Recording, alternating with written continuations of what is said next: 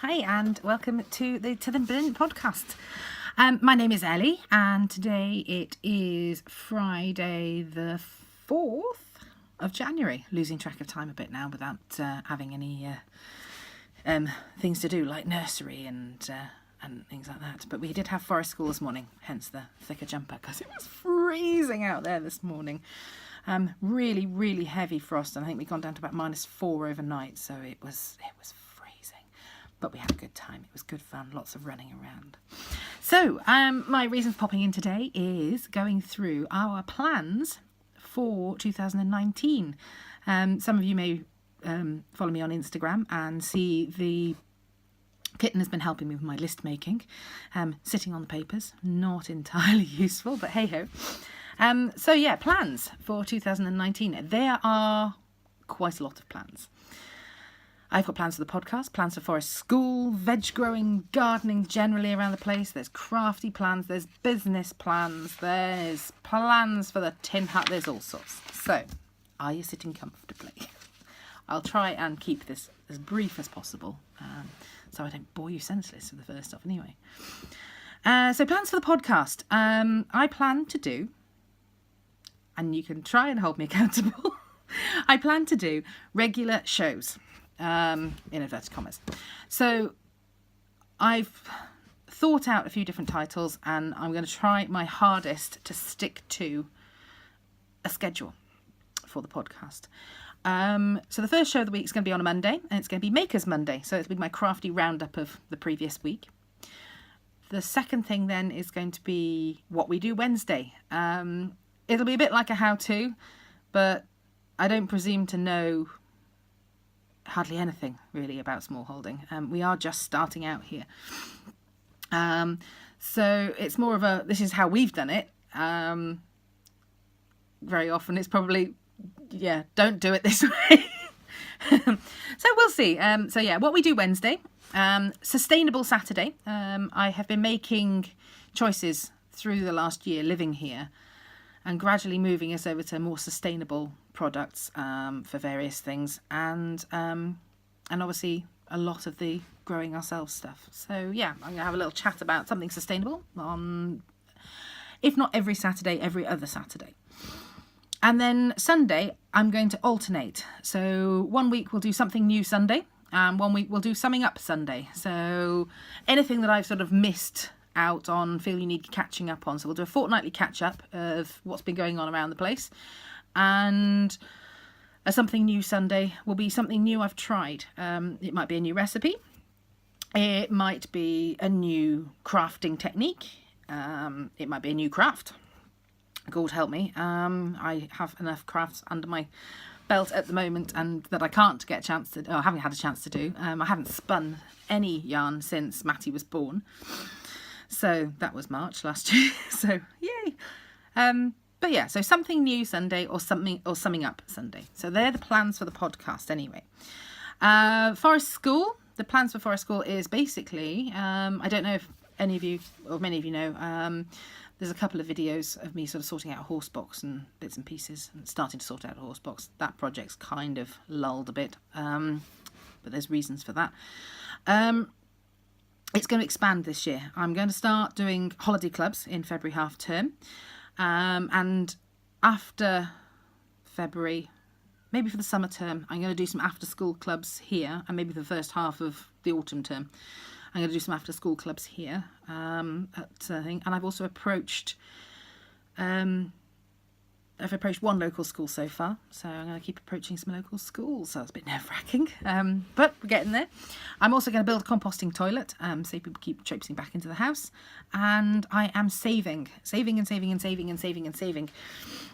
money that I make now from the forest school, once I get my costs back so far, and then if there's a few other little resources I need to get, I am then going to put the rest into a savings thing and save up for an outdoor classroom.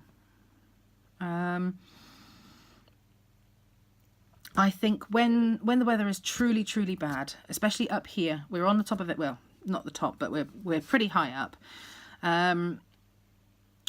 We are pretty exposed as a site, even down in the woodland. It's on the side of a hill. It's can be pretty windy, and if it's really windy, we can't go into the woods because there's a lot of ash trees and they shed their branches, something chronic. So I can't risk them hitting anybody on the head. So when the weather is truly, truly, truly bad, it's nice to have the outside space and the outside time, but it's also nice to have somewhere warm to retreat to do the crafting sort of side of it. Because with my parents and toddlers group, we have been doing one craft, and then a bit of outdoor play for the children. But the parents have then been having a chance to do a bit of craft as well, up in the run up to Christmas, and I think that's worked quite nicely. So I want to expand on that a bit with the mums, give them a little something to do. They're going away with something at the end of the session. They can do it with the children some weeks. Some weeks the children can just play. So it'd be nice to have the option on really bad days of just sitting in, having a cup of tea and doing that inside. So a composting toilet and saving up for an outdoor classroom for that, which is why the horse box project's kind of stalled. I say saving up for the outdoor classroom. Once the tin hut is built and we know how much money, if we've got any money left, then the next thing to go in is going to be the outdoor classroom. So we shall see. But I think I need to do the horse box project and finish it properly. Because this is going to be my space. The horse box is my space now for the next at least 9 months. So yeah, I should do something with it really. So I'll pull my finger out and get some more done with that. Vegetable growing then. The plans this year are, now we've got the polytunnel and the raised beds, is to make full use of the 3 raised beds and the polytunnel. One bed has already got onions and garlic all planted up in there, and there's more space then to put some spring grown onions and garlic in there as well. Beds 2 and 3 and the polytunnel, I am planning them properly. I've already been doing working out what seeds we've got and when they need to be planted, so I've done a nice little spreadsheet for myself. God, I love the stationery. And then I'm looking at planning the bed, so I'm gathering information at the moment. So any tips on what I can put where, gratefully received this direction. But with regards to all of those and the fruit cage, I need to keep on top of the weeds. That is really the biggest thing in those areas, those 3 beds, polytunnel and the fruit cage. I need to keep on top of those weeds. So I am going to use mulch, sheep's wool, but I am also going to use membrane. We've inherited a derelict farm basically here, so I am clawing back from weeds, brambles, all sorts. The field out the back, that is now a field where we had the pigs last year, is basically, when we moved up here, or when we bought this place to renovate, was basically bramble forest, and the bramble forest and the hogweed were taller than me, and I spent every weekend for months on end with James and a pair of hedge cutters and a strimmer and a field and brush mower, and we absolutely cut back just to try and get it to field, which we have done. And we are gradually getting there with various areas, but there are so many areas in this place that need sorting. It's quite phenomenal. So yes, keeping on top of the weeds really in those 3 areas to maximise our veg growing and our fruit growing, because I think they have suffered a bit this year with the weeds. And I think a couple of the projects I've got planned for in the polytunnel and also at the in the raised beds are probably going to work quite nicely to help me with that as well.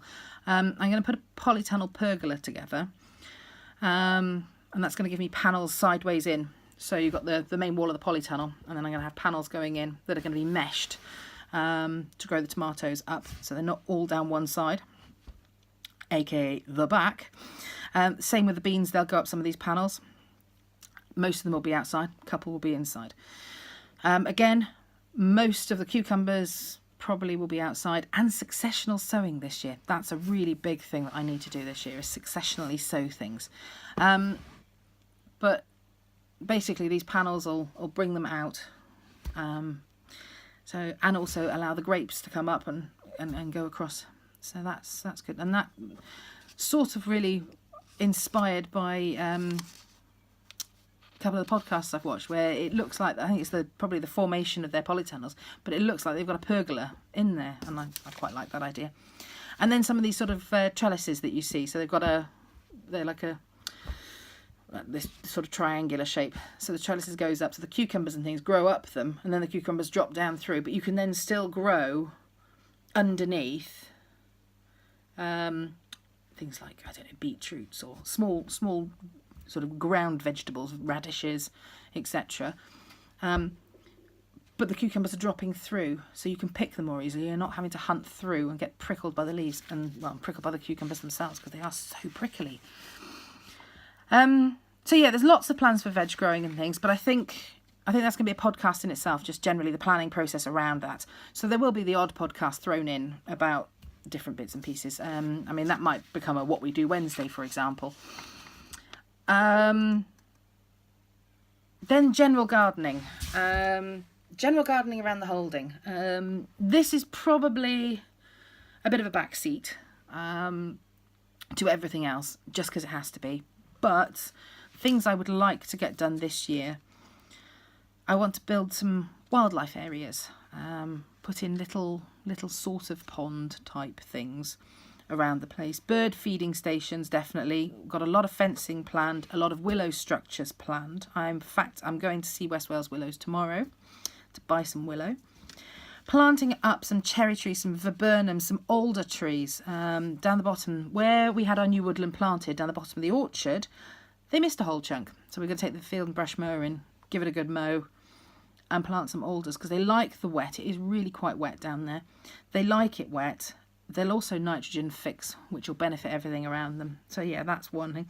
I want to plant a dye garden, and I want to try and start sorting out over by the stream, where I did do a bit of sorting out in the summer when it all dried out completely, as a sort of a wet planted area with lots of ferns and things. Get a few more ferns and things in there, and the same then with the stream at the top side, round. We've got sort of like a septic tank in there, but there's like a rockery, that's the word I'm looking for, a rockery in around the edge of the septic tank, and I want to get that cleared, debrambled. I've done where I've done the line of lavender, the wall of lavender at the top. I want to get that debrambled. A few plants in the rockery then, so that they can go and start spreading. Maybe propagate some more of the geraniums. Again, the same with the banks around the polytunnel. I want to start getting them grassing and growing as well, rather than weeds, constant weeds. So that's the real plans with the gardening aspect. As I said, we've got a bit of fencing around the place, some willow structures as well.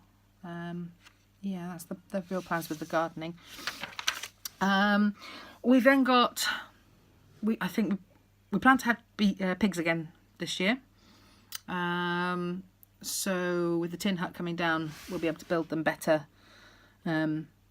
better house. Last year's one, great, lasted really well, built out of old doors. But I think this year they need a bit of an upgrade. The doors can be used for the front of compost heaps and things like that now. I think it'll be a good plan for those.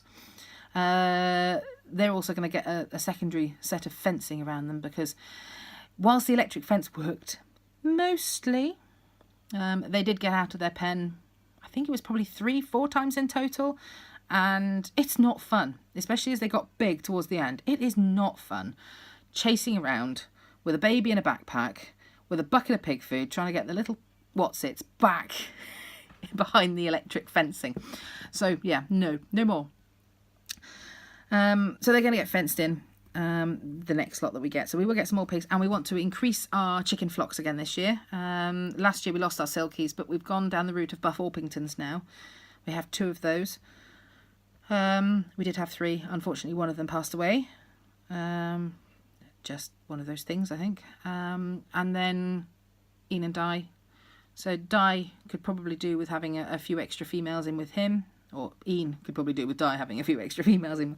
And we want to increase the breast flock, because they're our meat birds.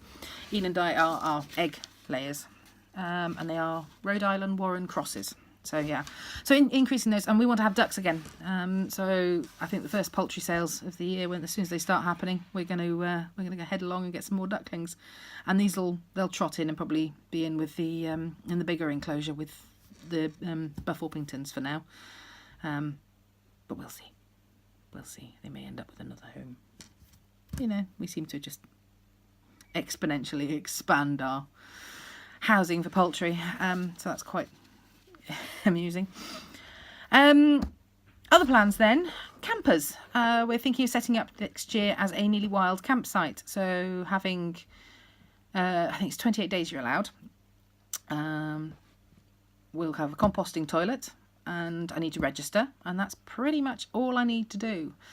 So yeah, so I've got to have the composting loo for Forest Schools, so I will sort that and then use it as well for these campers. So I think we're going to have weekends probably through the summer where people can come along, park on the yard, pitch up in a field by the woodland, around the place, and enjoy a weekend of camping. I might theme a couple of the weekends. I might not do that till next year. We'll just see how it goes this year. Crafty to-dos then. I am going to try and write up one pattern a month. I've got loads scribbled out and sort of knit. So I'm going to be looking for testers. I'm thinking of signing up to Yarn Pond, which is a new thing for getting patterns test knit. So I've been having a look at that. It seems quite reasonable.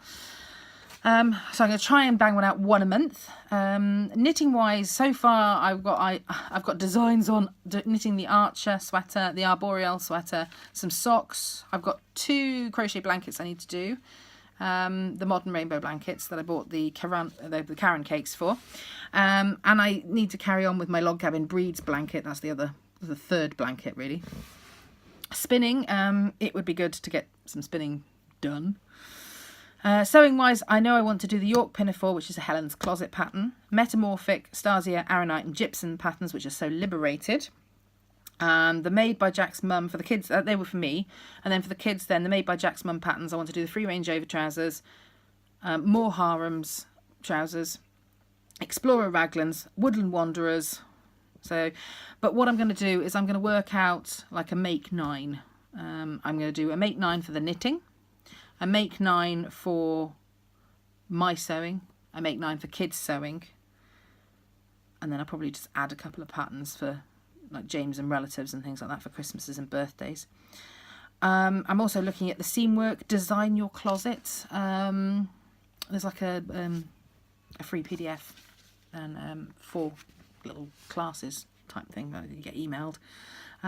Design your closet, and again, my crafty to-do plans are probably going to be summed up in a separate Makers Monday podcast, or I might do a section on the Makers Mondays. So I'll do knitting plans, my knitting make 9, and just introduce them over a period of a few weeks. So yeah, lots and lots of crafty plans again this year. That leads me then into the Tyddyn Bryn business, which is the crafty side of the business. I'm going to try to release 2 new yarns a month. So I will dye up, look for inspirations, dye up 2 new yarns a month. I've also got lots of new product lines coming in this year, so I've got lots of new ideas and things, so I'm going to be making as much as I possibly can throughout the year, and try and release lots of new product lines this year. Patterns, again, there'll be more patterns. If I get one written up a month and I get it tech edited, test knit, a couple of months down the line, then I will be able to release said pattern. So I think I've got a couple in the bag at the moment, so I can start off, but I need to get some more written up and then get that cycle.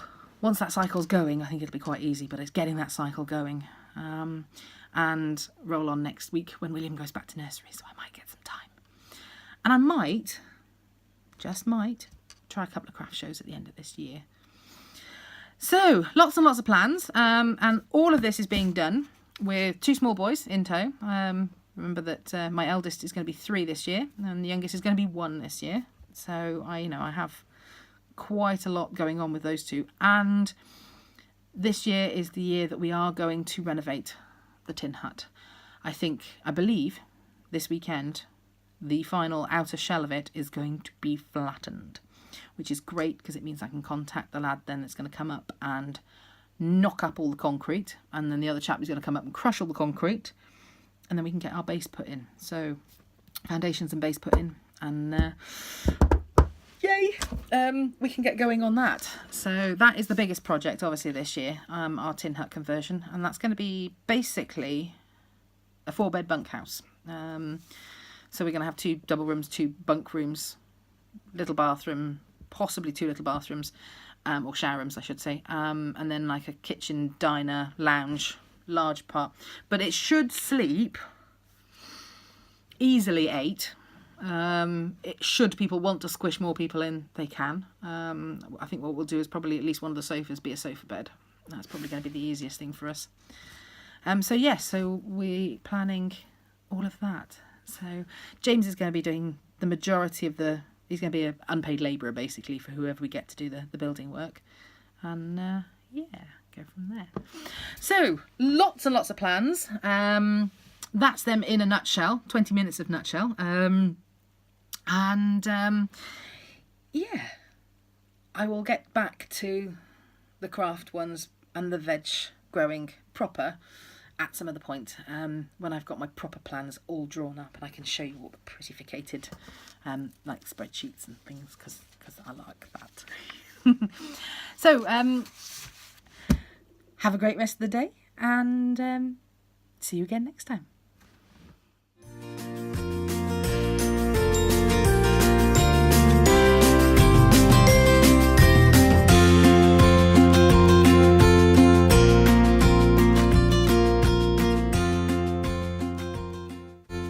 So if you liked any of the videos that you've seen on my channel, please give us a thumbs up down below and consider hitting subscribe, or popping a comment in. I try to get back to comments as quickly as possible, so it's always good to chat to people. So thank you, bye bye.